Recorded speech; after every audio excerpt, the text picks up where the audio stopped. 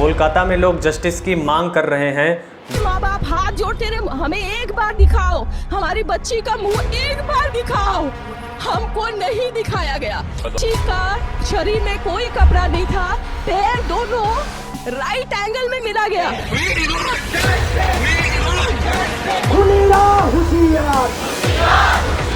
चश्मे को कूटा गया, जिसकी वजह से आंखों से खून निकल गया, गला दबाकर मारा गया। डॉक्टर हड़ताल पर हैं, डॉक्टर सड़क पर उतर आए हैं, न्याय की मांग कर रहे हैं।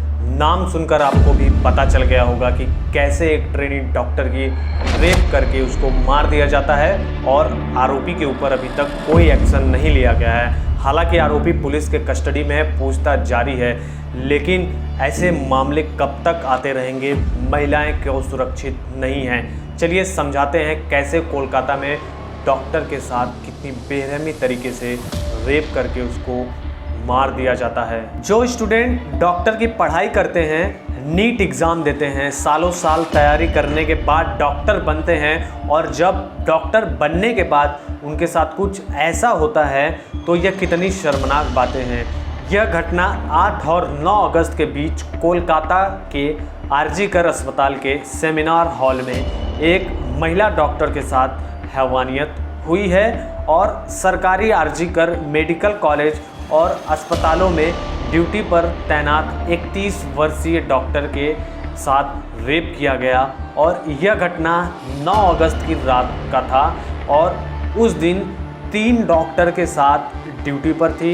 इनमें से 2 डॉक्टर चेस्ट मेडिसिन डिपार्टमेंट के थे और एक ट्रेनी थी और एक कर्मचारी अस्पताल के स्टाफ में से था। और उसी रात इन कर्मचारियों के साथ खाना खाई थी महिला डॉक्टर। और खाना खाने के बाद ट्रेनी डॉक्टर रात को करीब 2 बजे सेमिनार हॉल में चली गई और फिर उसके बाद अचानक आरोपी संजय रॉय हॉस्पिटल के पीछे के रास्ते से सेमिनार हॉल में आता है और पहले उसने डॉक्टर की हत्या की, उसके बाद रेप किया और महिला डॉक्टर के बॉडी को पूरा घायल कर दिया था। सबसे बड़ी बात, आरोपी ना तो अस्पताल के स्टाफ से था, ना ही मरीज का रिश्तेदार था। वह कोलकाता पुलिस के लिए सिविल वॉलंटियर था जो हॉस्पिटल में आना जाना था और करीब सुबह 4:45 को सेमिनार हॉल से बाहर निकला। और जब सीसीटीवी फुटेज में देखा गया और उसके पहले वो हॉस्पिटल में आया था तो उसके गले में ब्लूटूथ था और वही ब्लूटूथ डॉक्टर के बॉडी के पास मिला था। और यह सेमिनार हॉल में रात को जब महिला 2 बजे गई तो उसके बाद पीछे के रास्ते से आया था और उसके बाद यह अंदर गया और सुबह 4:45 पे यह बाहर आया था वापस। फिर सुबह डॉक्टर के परिवार वालों को कॉल करके इन्फॉर्म किया जाता है कि आपकी बेटी का मर्डर हुआ है। और जब डॉक्टर के माँ बाप आते हैं हॉस्पिटल में अपनी ही बेटी को देखने के लिए तो उनको अपनी ही बेटी से मिलने के लिए मना कर दिया जाता है। मेरी लड़की ने सुसाइड कर दिया है, ये खबर आई है हॉस्पिटल से। मैंने कहा सुसाइड किसने कहा, कैसे? बोले नहीं, उन्होंने कहा कि ये सुसाइड हुआ है।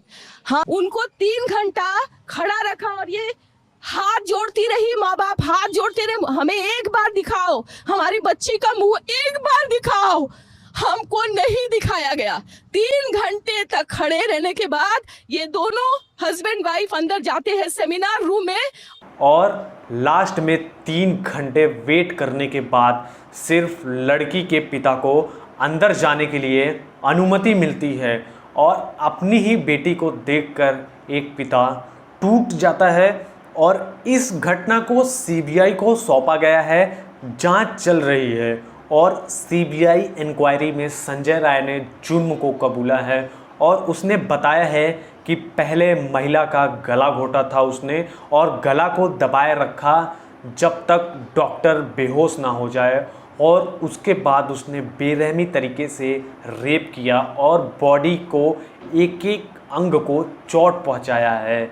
और यह कितनी शर्मनाक घटना है। हमारे देश में अगर ऐसा होता रहेगा तो भारत में कोई भी बहन बेटी महिलाएं सेफ नहीं है। इसके ऊपर एक्शन लेना चाहिए गवर्नमेंट को आगे कोई नया कानून लाना चाहिए ताकि रेपिस्ट के अंदर ऐसे करने की भावना पैदा ही ना हो। और मैं ये कोशिश करूँगा इस वीडियो के ज़रिए कि जो लोग इसके खिलाफ आवाज़ उठाना चाहते हैं, आवाज़ उठाइए और न्याय दिलाइए। एक रिपोर्ट के अकॉर्डिंग भारत में हर साल 30,000 से भी ज़्यादा रेप केस होते हैं और सरकार इसके ऊपर एक्शन भी लेता है, लेकिन इस केस में कुछ अलग आया है और इसमें बहुत बड़ा विवाद हुआ है क्योंकि एक डॉक्टर के साथ इतना भयानक दर्दनाक हादसा हुआ है, वह दिल दहला देने वाला है। और अगर आप देखेंगे तो भारत में लगभग हर साल 30,000 से भी ज़्यादा रेप केस होते हैं और इसके ऊपर सरकार एक्शन लेती है, लेकिन फिर भी रेपिस्ट के अंदर कोई डर नहीं रहता है। तो मेरी सरकार से ये गुजारिश है कि इसके ऊपर कोई ऐसा कानून या कोई ऐसा एक्शन बनाइए ताकि रेपिस्ट के अंदर ऐसा कदम उठाने से पहले उनको डर बना रहे और ऐसा काम ना करें, और ताकि भारत की महिलाएं और बेटी सेफ रहें और सुरक्षित रहें।